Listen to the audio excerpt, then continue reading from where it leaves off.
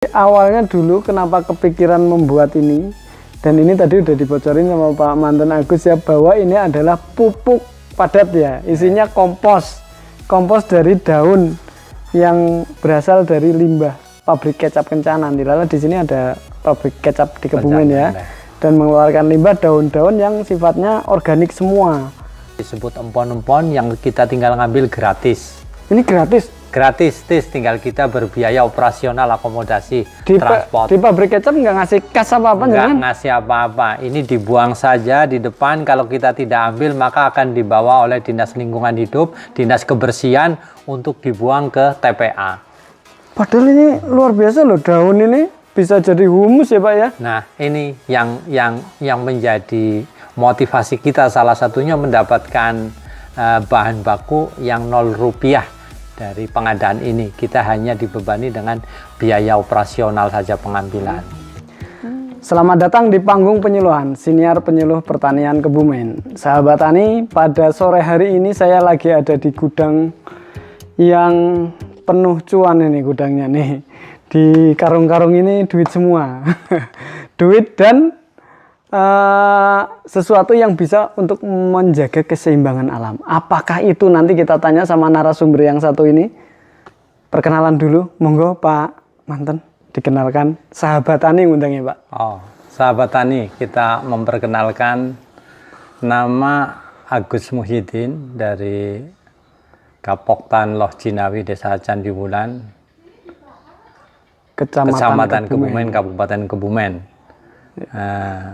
Kami memperkenalkan dari apa yang tadi disampaikan oleh Mas Nur Hadi, di mana di belakang kami, di sekitar kami ada banyak barang yang di sini mengandung manfaat yang tidak bisa dianggap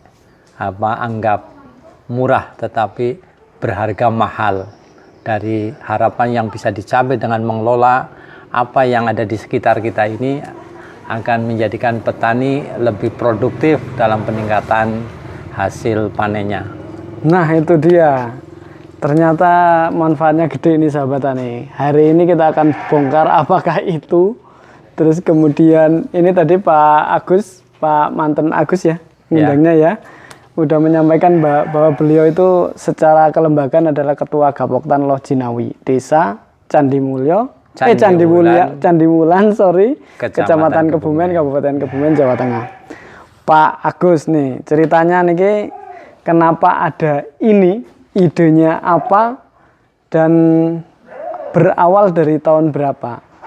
Motivasinya apa ini loh, bergapoktan, dan mungkin Pak Agus secara pribadi ikut terjun tiap hari mengelola ini, dulunya gimana ceritanya Pak?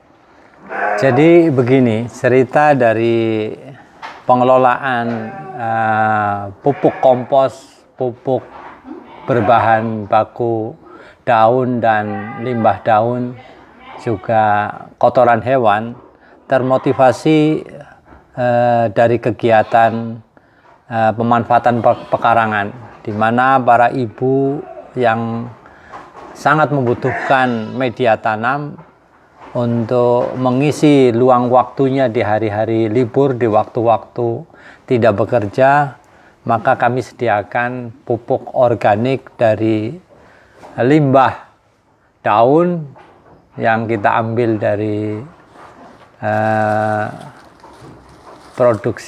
limbah produksi kecap Kencana yang setiap minggu ini dibuang berbentuk empon-empon, namanya orang menyebut empon-empon, yang kemudian kita kelola, kita sedikit keringkan, lalu kita giling. Oh, jadi awalnya dulu kenapa kepikiran membuat ini, dan ini tadi udah dibocorin sama Pak Manten Agus ya, bahwa ini adalah pupuk padat ya, isinya kompos dari daun yang berasal dari limbah pabrik kecap Kencana. Dilala di sini ada pabrik kecap di Kebumen ya, dan mengeluarkan limbah daun-daun yang sifatnya organik semua. Jadi dari empon-empon ini ada daun salam, ada daun serai yang enggak dipakai. Laos juga masuk ke sini, jahe juga masuk ke sini. Ternyata feelingnya Pak Agus ini menangkap potensi itu, kemudian membuat media-media ini karena latar belakang kalau ada kegiatan berkebun untuk ibu-ibu di desanya waktu itu ya Pak ya, susah membuat media atau gimana dulu? Susah membuat media, susah untuk mencari pupuk mengolah pupuk sendiri. Sehingga juga di sisi lain dari motivasi kegiatan ibu-ibu di desa kita, Desa Candiwulan juga karena ada kelompok tani ternak Karya Lestari, di mana dengan jumlah 25 anggota orang yang kurang lebih 25 anggota memelihara ternak semuanya. Jadi kita memanfaatkan 5 potensi kohe dari para peternak kelompok tani ternak Karya Lestari Desa Candiwulan. Ada kebutuhan masyarakat terkait media, kemudian ada potensi. Ketemulah itu, dibuatlah pabrik pupuk ini. Kita lagi ada di pabrik pupuk Desa Candiwulan ini. Pupuknya ini juga semua pakai limbah berarti Pak ya? Pakai limbah semuanya. Satu ada limbah kohe. Ini cemendil wedhus ya, kotoran kambing ya. Enggak. Yang dari ternaknya sendiri nih ya, dari yang 25 peternak itu. Di antaranya dari 25 peternak. Tetapi di sisi lain juga kita memanfaatkan penawaran-penawaran di media sosial. Dari luar? Dari luar kita ngambil sudah dari Kecamatan Adimulyo. Malah ngambil dari luar juga ini? Ya, karena saking butuhnya bahan baku kotoran ternak itu ya? Kotoran kambing. Di sisi lain selain itu karena dengan peternak itu sendiri, ketika pemanfaatan kohenya tidak maksimal, dia akan mengambil kotoran itu hanya semaunya, sewaktu-waktu. Jadi kita mengambil tambahan ini karena di desa lain itu sudah ready, tinggal kita pesan, kita ambil. Oh, udah dibungkusin ya, udah dikarungin. Kalau di kelompok kita harus meminta, tolong dikemasin. Jadi ternyata di media sosial ada penyedia pupuk karungan ya. Sudah ada. Pupuk karungan, dan jenengan sampai bahan bakunya ngambil dari luar kecamatan ya? Dari Kecamatan Adimulyo, Desa Sugiwaras. Lalu juga ada di Kecamatan Karanganyar. Ada, kadang ngambil ke sana juga. Ke sana juga. Karena mereka itu adalah komunitas para peternak. Komunitas peternak. Jadi limbahnya sampai berarti modal dulu ya, beli dulu ya jenengan. Beli dulu. Beli dulu. Iya. Nggak murni melimbahnya sendiri karena kebutuhan pupuknya semakin banyak. Selain itu, ini bahannya Pak Manten.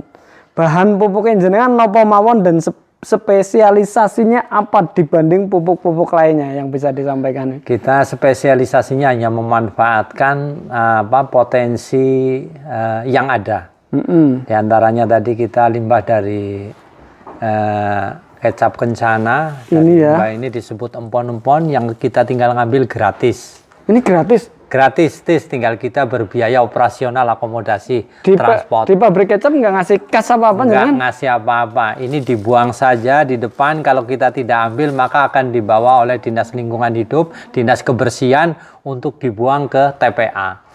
Padahal ini luar biasa loh, daun ini bisa jadi humus ya Pak ya? Nah, ini yang menjadi motivasi kita, salah satunya mendapatkan bahan baku yang 0 rupiah dari pengadaan ini. Kita hanya dibebani dengan biaya operasional saja pengambilan.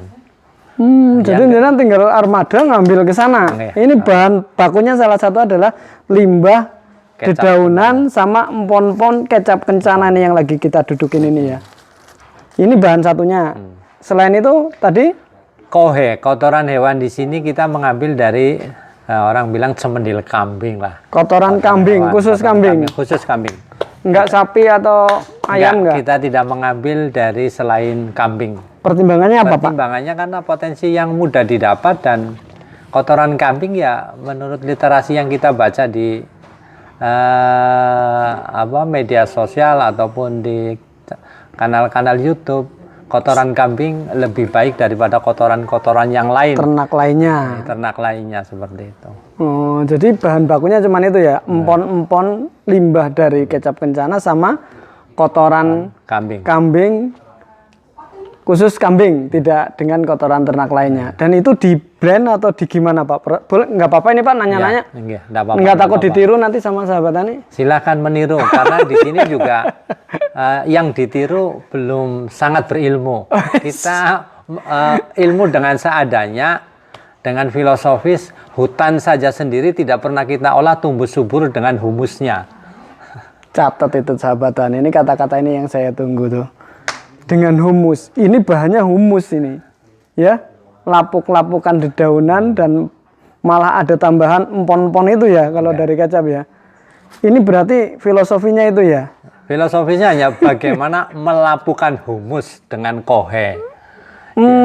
Jadi ini prosesnya humus ini dicampur dengan kohe sampai nanti lapuk sendiri gitu. Lapuk sendiri.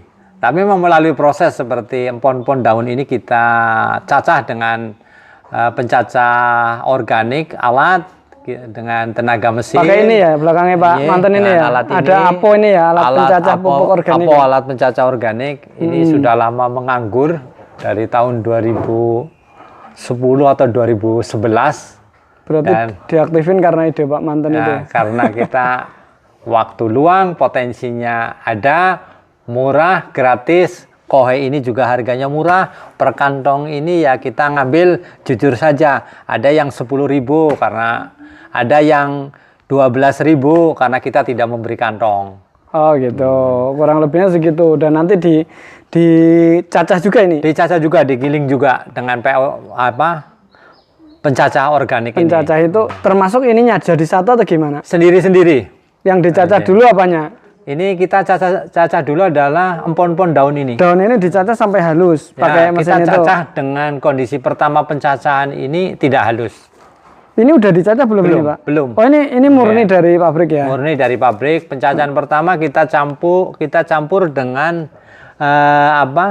kohe kambing yang memang kebanyakan ini sudah lapuk. Oh ini kebanyakan sudah lapuk dari kandang. Bukan yang segar masih basah gitu ya? Bukan. Setelah kita aduk, kita jadikan satu, lalu pada waktu tertentu udah lebih lunak, kita giling kembali menjadi halus seperti itu. Yang di belakang itu sahabat Tani. Jadi itu murni kotoran kambingnya? Iya. Apa udah dicampur? Udah campur dengan ini. Udah bercampur dengan limbah daun ini. Tapi gilingnya berarti 2 kali bisa? 2 kali giling. Giling kotoran kambingnya jadi halus, kemudian giling daunnya jadi halus, terus dicampur jadi satu, dimasukkan penggiling juga? Penggiling juga. Jadi gabung dia? Gabung, dua-duanya gabung, lalu kita giling. Digiling, dicampur, digiling lagi sekali. Jadi halus, udah jadi media ya? Jadi media. Humus itu? Humus. Ini sama kayak di hutan yang katanya tanaman di hutan itu subur sendiri karena ini ya? Iya. Karena dedaunan ya Pak ya? Iya, karena hutan itu bijak bahwasanya tanaman itu memberi makan dirinya sendiri.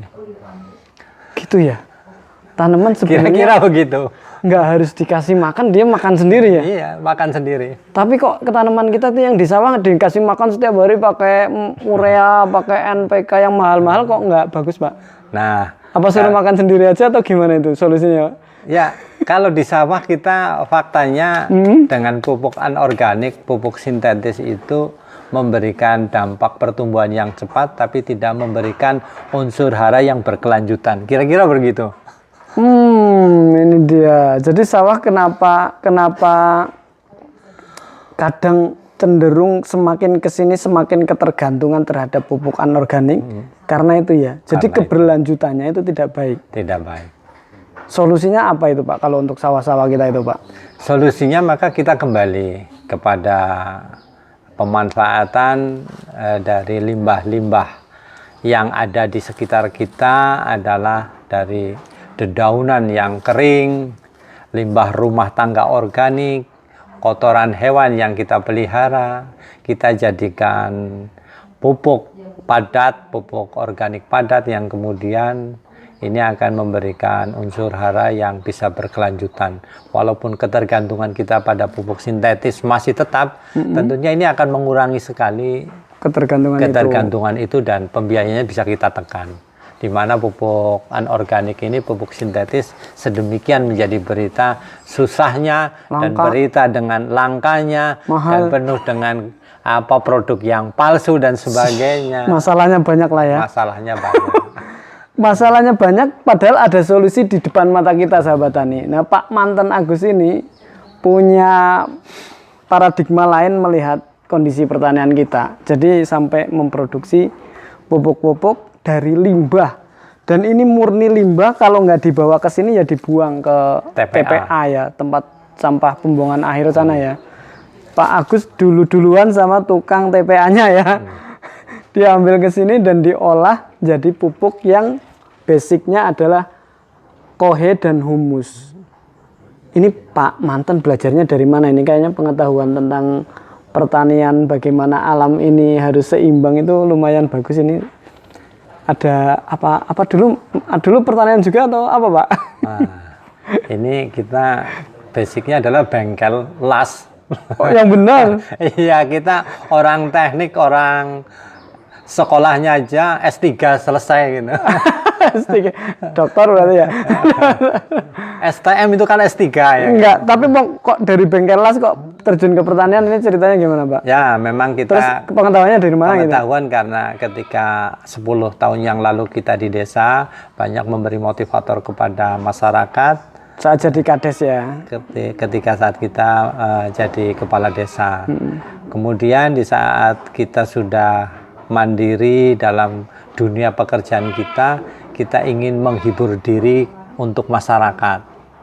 Yang tadi kita sampaikan bahwa motivasi kita dari kebutuhan yang diinginkan oleh masyarakat, potensi yang sudah ada. Nah, dari sisi pengalaman kita ya mengambil lah. Kita sudah paham bahasanya media sosial, channel YouTube dan sebagainya, ataupun literasi yang ada di website yang kita baca. Di situ kita dengan cara sederhana kita dalam memahami, kita olahlah apa yang ada potensi di sekeliling kita itu. Termasuk tadi sebut adalah kohe dan limbah dari kecap kencana. Ya tentunya jauh lah, masih jauh dari harapan secara ideal bagaimana membuat pupuk organik padat. Namun kami berfilosofis tadi bahwa hutan memberi makan dirinya sendiri, yang tidak pernah diberi apa-apa mereka tumbuh subur seperti itu. Maka ketika seluruh potensi alam yang organik kita kumpulkan dan kita biarkan dilakukan, otomatis pun itu akan menjadi tersedianya unsur hara. Bahkan ini akan menjamin keberlanjutan. Namun demikian, apa yang menjadi budaya masyarakat kita di dalam bertani ini semuanya belum menyadari itu. Bahwasanya tidak menyadari orang tua kita dulu seperti ini ya. Seperti ini. Pola bertaninya dari rumah membawa limbah dari rumah ke sawah, dari sawah membawa rumput, dikasihkan pakan, dikembalikan. Sebelum ada pupuk sintetis kimia, mereka juga panen. Panennya juga banyak juga ya dulu ya. Ya, kalau dibilang banyak sesuai dengan kapasitas saat itu. Karena cukup untuk hidup lah ya. Cukup untuk hidup. Bahkan ya nasi ketika itu lebih enak daripada saat sekarang. Apa iya Pak? Iya. Ada kita kenal ada beras jero, rojo lele, sampang. Yang sekarang udah nggak ada. Yang sekarang hanya dinikmati oleh orang-orang yang berduit. Orang kaya. Berarti kayak orang zaman dulu daripada orang sekarang kalau kayak gitu Pak. Iya. Itu karena orang zaman dulu itu masih memperhatikan bagaimana lingkungan ini sebenarnya bisa menghidupi dirinya sendiri ya. Iya. Tidak dirampas dengan nafsu kita sebagai petani yang seolah-olah pengen instan. Pupuk ya sing langsung keton hijau ini yang langsung hijau gitu kan ya. Kalau nggak puas ya. Padahal dengan kayak gini nih, humus-humus sampah kayak gini, ini jauh lebih bagus untuk kualitas sampai ke berasnya gitu ya Pak.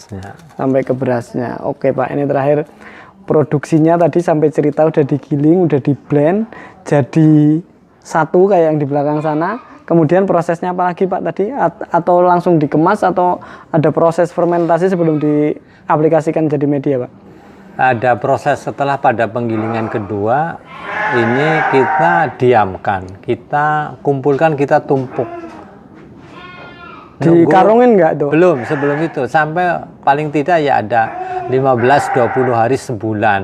Termasuk tumpukan yang di pojok itu? Iya, itu sudah lebih dari sebulan.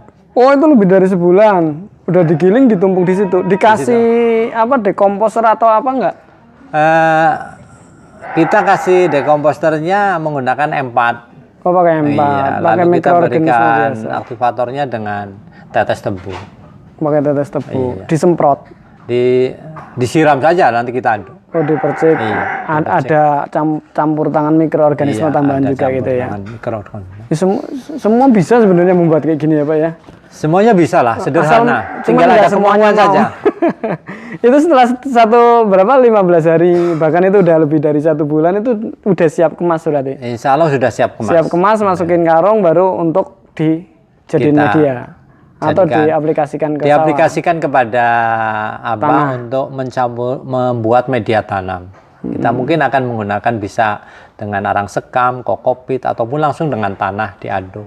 Kalau dengan tanah ya perkiranya ya 1:1 lah.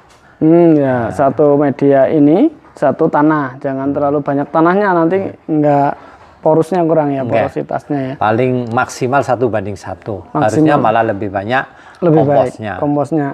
Dan ini Pak, udah pemasarannya kemana aja nih Pak? Sama kok potensi keuntungannya nanti. Pemasarannya kemana aja selama ini Pak? Yang udah diproduksi Pak?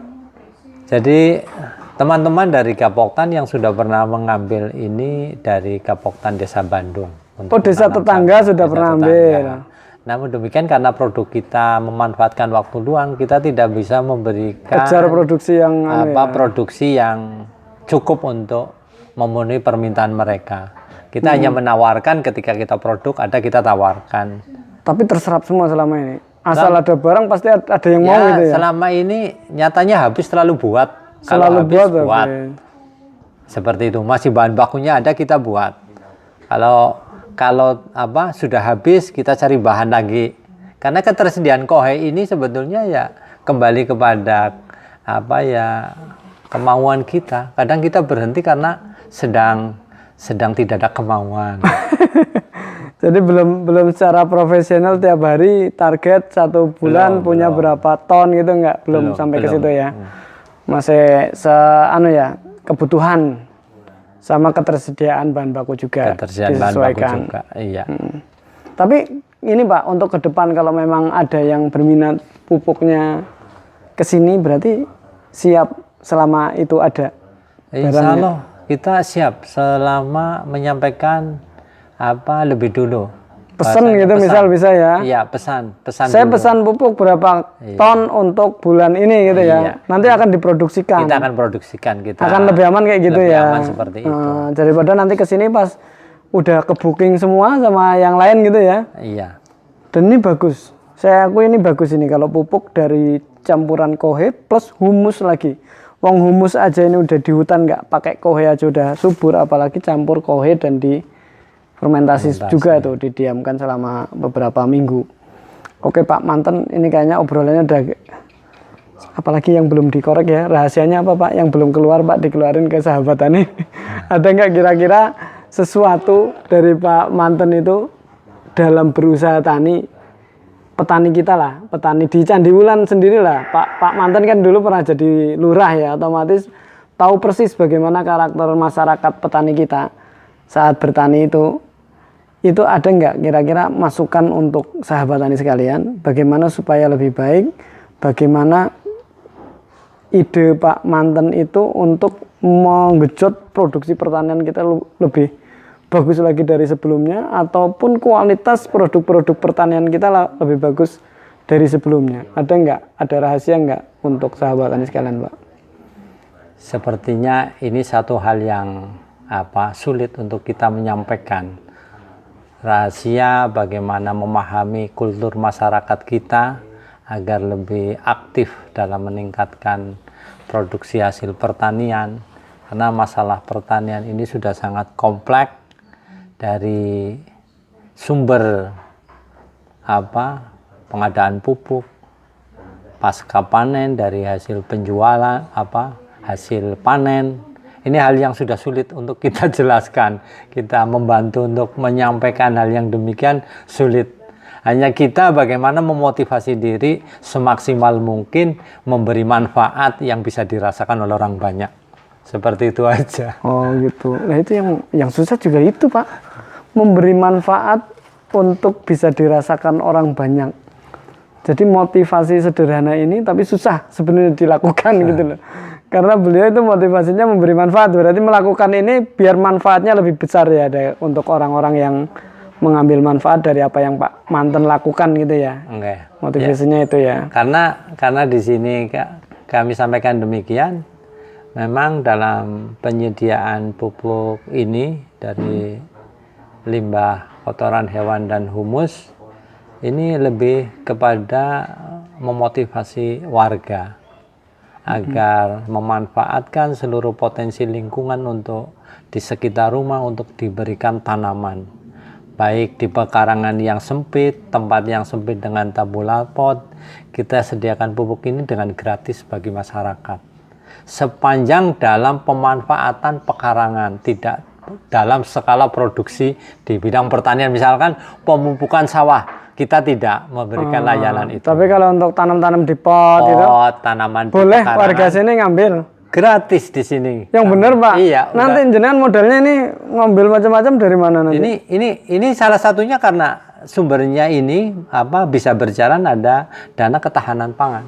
Oh gitu. Jadi ada sumbangsi desa juga ini di sini. Desa ada. Ada dari dana desa yang alokasinya untuk ketahanan pangan masuk ke sini. Ke sini. Jadi nanti implementasinya untuk siapapun yang mau nanam-nanam di pekarangan ambil saja medianya. Iya, untuk warga. Untuk warga Candi Mulyo. Yang lain jangan karena dana desa-desa lain nggak ada yang masuk ke sini gitu ya. Ini berarti luar biasa nih Candi Mulyo nih. Warga Candi Wulan Kebumen. Warganya yang mau ngambil media asalkan itu tadi untuk ketahanan pangan di pekarangan, tanam-tanam kayak gitu ya Pak ya. Nah. Ini mendukung banget kegiatannya Pak Presiden kita ini, ketahanan pangan Pak Prabowo ya. Insya Allah. Insya Allah. Oke Pak, ini terakhir Pak, pesan-pesan buat kita penyuluh, termasuk buat sahabat tani sekalian, yang harusnya kami lakukan dengan apa yang dilakukan Pak Manten ini, ada nggak koreksi, kritikan, atau saran lah buat kita untuk pertanian ini lebih maju lagi di Kebumen? Apa Pak? Sekalian closing statement Pak. Saran kita kepada semua petani di Kecamatan Kebumen pada khususnya dan umumnya Kabupaten Kebumen adalah bagaimana kita bisa bersikap sabar dalam bertani. Apapun keadaan, kebijakan pemerintah, apapun kita harus sabar. Dan kita bagaimana memaksimalkan peran kita memberi manfaat sebesar-besarnya di bidang pertanian dari apa yang kita mampu. Mudah-mudahan dengan kesabaran kita bertani tanpa menyalahkan kebijakan negara, kita akan mendapatkan keberkahan, panen kita selamat dari hama. Itu saja. Amin, amin ya Rabbal Alamin. Terima kasih, ini juga harapan pemerintah ini. Apa yang dibikin motivasi oleh Pak Manten ini, semoga sahabat tani bisa mengikuti jejak beliau. Kita closing dulu Pak. Terima kasih ya waktunya nggih. Sama-sama. Petani Indonesia sejahtera, bahagia dan berjaya. Penyuluh pertanian Kebumen aktif, kreatif, inovatif. Saya Nur Hadi Mustafa undur diri. Matur nuwun Pak Agus. Assalamualaikum warahmatullahi wabarakatuh. Waalaikumsalam warahmatullahi wabarakatuh.